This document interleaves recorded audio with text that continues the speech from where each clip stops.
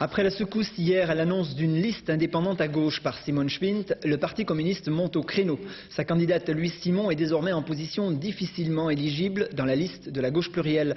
Le Parti communiste manifeste son inquiétude. Emmanuel Deyet, Bertrand Menin.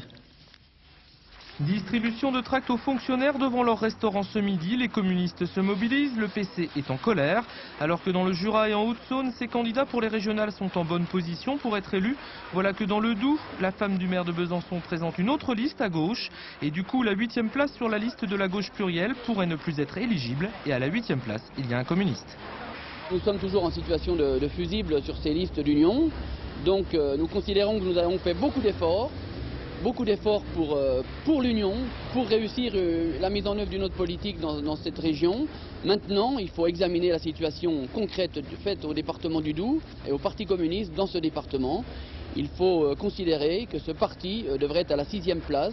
Des communistes qui estiment avoir déjà fait suffisamment pour l'Union en ne faisant pas peser les 10 000 voix obtenues lors des dernières législatives dans les négociations avec le Parti socialiste, les Verts ou le Mouvement des citoyens. Aujourd'hui pourtant, fini les concessions, le PC met en garde ses partenaires.